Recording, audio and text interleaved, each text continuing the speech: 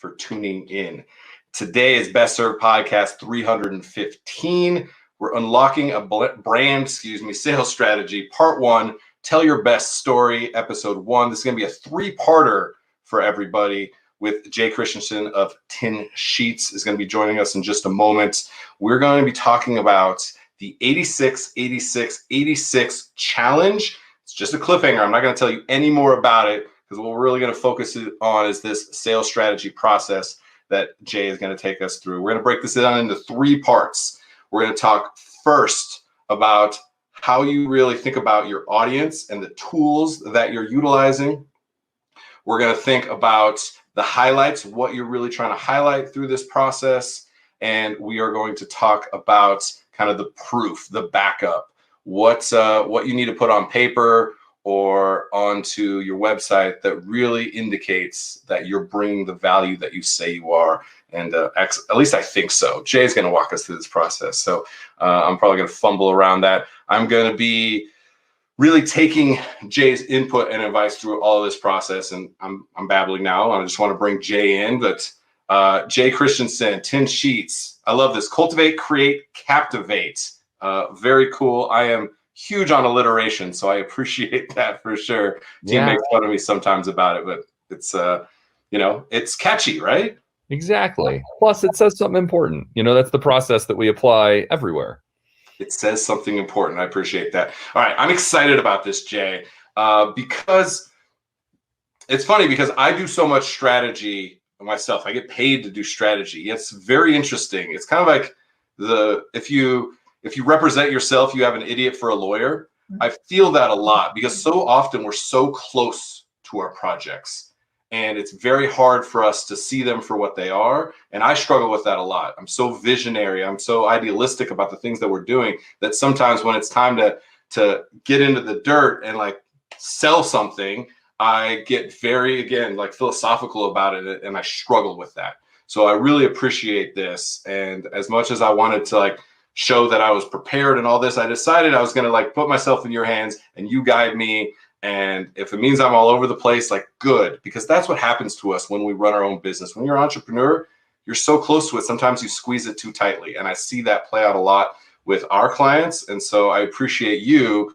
doing that for me. So it's your show, man. Take it away. Like guide me through this process that you do for your clients. Yeah, absolutely. So obviously the first thing, and you're exactly right. The first thing that matters the most is being able to gain that external perspective, and whether you need someone to provide that for you or whether you have the ability to, step out of your own shoes, that's a key detail. And then the next one is approaching things in an ordered and logical fashion, which when you have 265 million thought processes going on at the same time, and your staff is late and, your orders aren't coming in, whatever's going on, right. That can be a bit of a burden. Yeah. So we recognize this burden really promptly. So in my sort of auxiliary to work world, I'm in the search and rescue world, and a lot of search and rescue borrowed this concept from, well, it's a federal concept now, but it came from California Fire, and it's a management process for really complicated situations, and it's the incident command structure. And it's very formal and has a lot of really preset rules, and it exists to manage chaos and achieve goals, is really, if you had to express it in a few sentences, what you would say. Well, you're speaking to everybody who's in restaurants, hospitality, right? Food and beverage. And this is where I came from is I saw all this stuff starting to happen in our work life. And then I looked at search and rescue and I was like, holy cow, like this doesn't exist for business. Let's do it. And so we created BARCS, which is our business administration response coordination system. And that's in essence the incident command structure turned into business. And that's the detail that matters, right? Is it scalable? It talks about your scope of control. It talks about goal-oriented decision-making, and it talks about finance. Finance is a really big part of it, and how you control the situation you're in, and you do it appropriately. You don't overshoot and, throw 6 people at a single person problem. And you don't undershoot and like, ooh, we'll just forget about that and it'll show up later. And this process, the more we play with it, the more it applies to everything.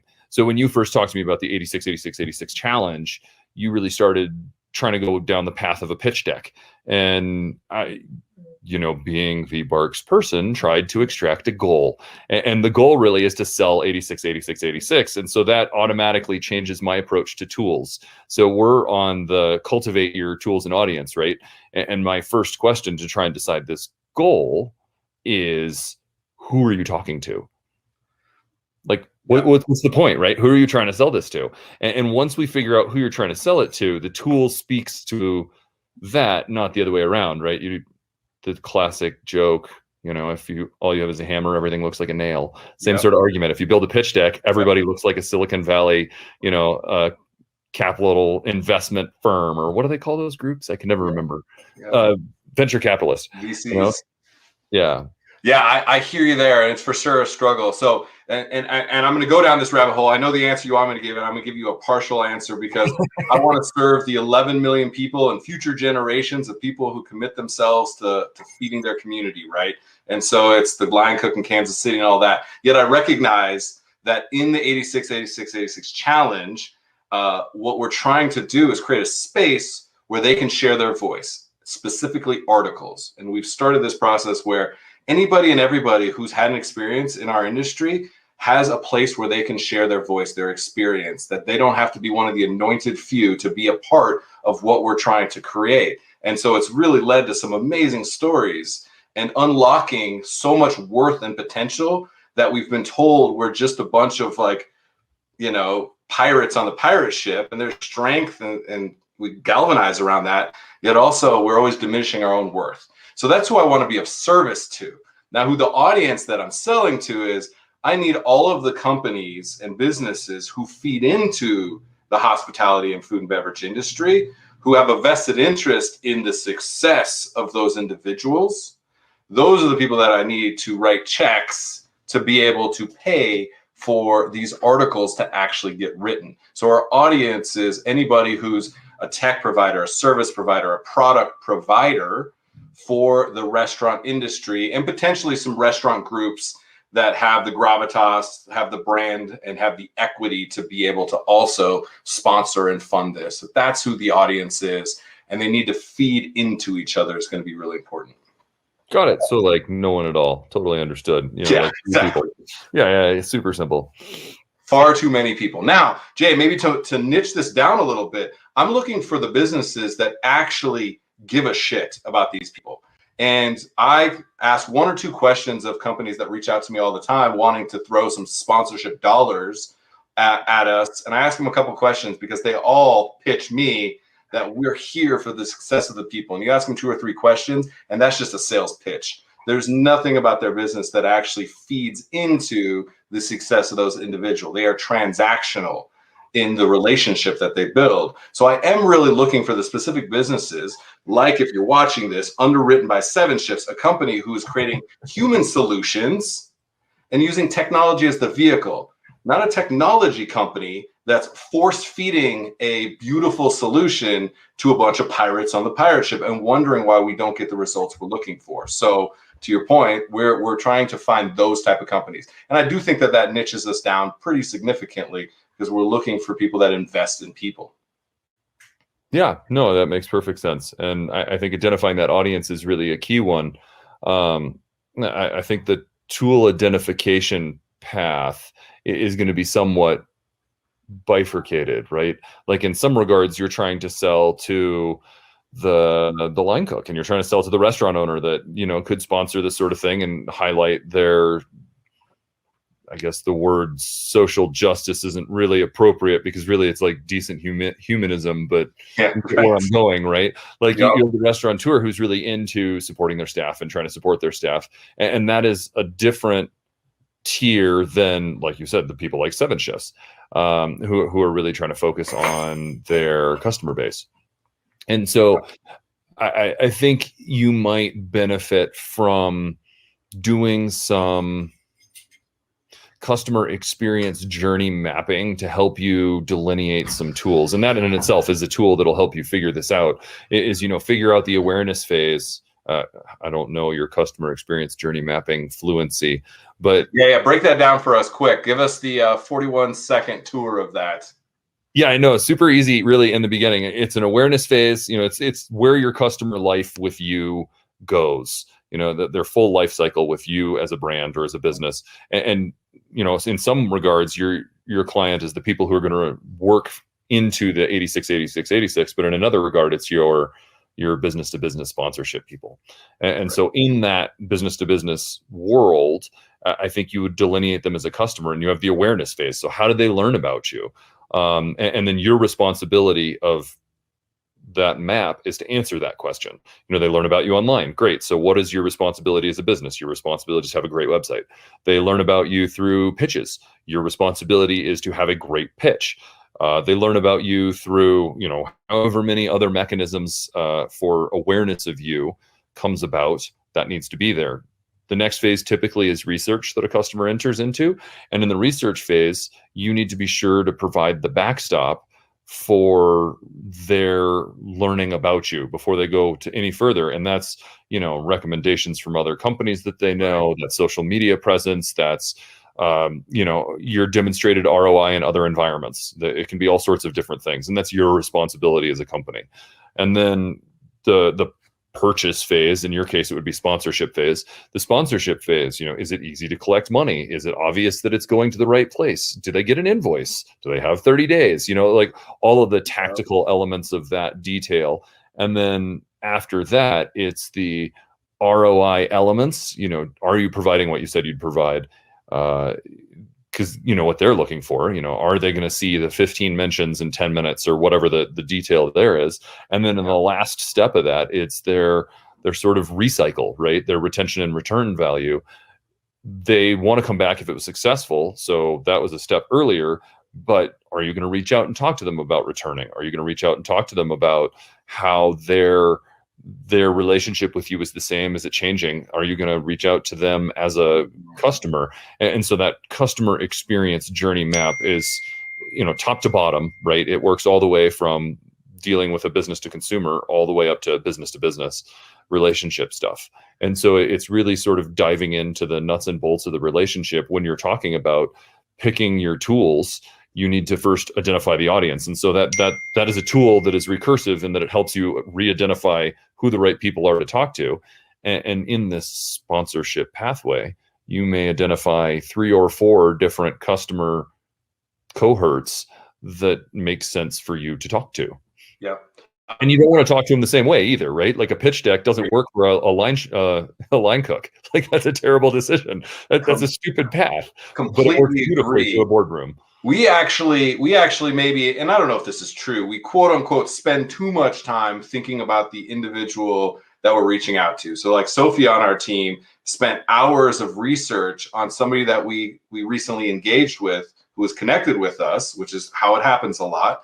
And we very much were like identifying the elements that we do that we thought were the most value to them. We even mirrored some of their language. We were like, I love what they said here and I love what they said there, because we're always looking for language to kind of connect us. And so we spent a lot of time on that. Well, that's hugely challenging when we're trying to raise the kind of money we are for the 86, 86, 86 challenge. So we're trying to understand how we have our position, and we maybe cast a wide net and have laser focus. So I understand that completely. The other thing that you said that really resonated with me, Jay, is I am just, my energy, my ideas are magnetic. People come into the orbit all the time, and I'm really, really great at selling ideas. But when it comes to that ongoing relationship, I'm so quick to be on to the next big idea. That follow through is something that absolutely we're trying to build in this process, so that there's clear expectations, because my expectations is to change the industry in the world. Well, that's not a realistic goal in the short term, yet we have to find those benchmarks. So for me, a goal is a destination, and I'm trying to shift the way we think about that, because in our industry, we're very task oriented. We are good at knocking stuff off the prep list all day, every day. Goals are a destination you're trying to get to, and we struggle with the goal. So sometimes I almost revert and flip it the other way, where I'm setting goals so far into the future. And I think it's important to have that vision for, we envision a future that X, Y, Z. I think that's important. Yet the benchmarks along the way and measuring those, I'm the worst at measuring my own benchmarks. because I'm always so focused on the vision in the future. So I can really appreciate that. When hearing that, are there any additional kind of tools, benchmarking potentially being that you feel are going to be important for us specifically? Yeah, and that's actually really one of the key details that we work out in Barks at the very beginning of working with someone is we do goal setting in time horizons. So we like using the SMART goal, which I'm sure you're familiar with, right? That's when I said measurable. That's right away where that comes from. SMART. And the T, of course, is super important of timely, and R is pretty good with realistic. All of these details are super important. And so we like to do time horizon based goals and then build backwards out of those. And, in the where Barks got its sort of teeth originally. Ooh, that's a bad pun. I shouldn't have gone down there. Yeah. Where Barks came from originally, I know that's not the first time you've dropped that one. That's a good one. I like it. Actually, it was a total accident. But anyway, it's like what's dad jokes? I'm all about it. Let's go. Yeah. Well, we did it because we have a search dog. But anyway, so one of the key details with that goal setting deal is to continue to, out of the incident command structure, is manage things that are ongoing and do it appropriately. And we're really big on that. And so in the ICS world, there's a form, and it's, you fill it out, and that's your day goal. And then someone's job is to plan for the next day actively. And it doesn't have to be a day. It's, whatever period is appropriate. And we sort of have modified that into a business speak with a little less focus on, this person does this and this person does that. But the output is roughly equivalent in that, yeah, sure, there's a daily prep list equivalent, but there's also if you're going to get to your goal by the end of the year, this week you have to do this, and next week you have to do that, and this month you have to do this, and this month you have to do that. So we're really big on sort of breaking goals appropriately down over time, and that's the Barks system. It really should be backwards administration, because we really start and go backwards the whole way. I'm a big fan of that. I like giving the punchline and then telling the story of how you get there. I always love the movies where they show you kind of the end scene or a scene near the end of the movie, and then they rewind in time. I'm a big fan of that. Again, it's setting the goal. Like, you're setting something out there for people to aspire to. And then you need to reverse engineer that. I'm a big fan of that. All right, audience and tools. I'm understanding it. I'm understanding what we're going to need to do. I'm also understanding where I'm going to struggle with that. So I appreciate you and the whole team now. I'm on wax. I'm on record saying we're going to commit to this. And I know that they're all very excited about the fact that we will commit to this, so that I can't go down every single rabbit hole that I want to. What else do I need to be thinking about? We need to be thinking about before we transition kind of the next element when we're talking about audience and tools. Anything we didn't touch on? No, I think we've sort of tentatively identified at least 2 solid audiences, which is a really important part of where we're going. And I think they're probably a relatively decent core audience. So, were this to be a larger scale thing, I'd tell you that, you need to come back with a customer experience journey for your top audience set and your sort of bottom audience set. And whichever you define top and bottom is up to you. And then from there, we would identify some tools. I think there's some generic tools that are going to make sense anyway, right? We're already going to do customer experience journeys because that's a tool. I think web is really good. Is a good outlet for you. And honestly, I would consider a non-portable pitch deck. So be it, slideshow set that is built into your website, or a gallery set, or a page that's designed to sell this specifically. That's all cool parallax HTML5 stuff. I think that would really fit a versatility set. So yeah, I think we have nailed the tools and audience pretty well. So and I think that'll be good. The other thing that I'll be committed to doing is video, obviously, being that's one of the most important mediums for me. And at the very least, what I'd like to do for this is speak directly to that audience. Like, I think of, the radio ads where the national guys from NPR be like, go support CPR, right? They record 78 of those for all their affiliate channels, and then they play them onto those channels. So they spend one day in the booth and record all of those. And I always feel like, it's a little canned, like they're just spending a day doing that. Yet that little bit of effort, it matters. Like, it really matters. So even if I send a video talking directly to somebody saying, hey, I appreciate you guys taking the time to consider what we're working on. I hope it aligns with your goals, your values, and your mission. Let's talk about it. And then maybe the rest of the video is that really nice sizzle reel piece that's specifically promotional sales tool. There's no reason that we can't personalize it thoughtfully Even if that means I'm recording 17 of those in a day, I still think that has an impact. No, I mean, that's exactly critical with identifying that audience, because that connection is the key to getting your audience on board and identifying the fact that you were talking to them, not just throwing it out there to the universe. Yeah, being thoughtful, recognizing and acknowledging people, it matters. For sure. All right. Now that we understand how to cultivate your audience and identify the tools that you're going to utilize, that we are going to utilize, we're going to move on to the next episode. So tune in for part 2 of this series. It's going to be Best Served Podcast 316. Check in for that. We're going to talk a little bit more about the details of the 86-86-86 challenge as we really try to hit the highlights. And so I know I'm cliffhangering you a little bit, but that's what it's going to take for us to understand what we're looking to accomplish. So once again, Best Served Podcast 315, we're unlocking a brand sales strategy, part 1. Tell your best story. You know how important that is to me. And this is episode 1 of that. We're bringing it out to the public. It's been behind the scenes for so long. So tune in for the next episode. Appreciate you all, as always, for tuning in. Cheers.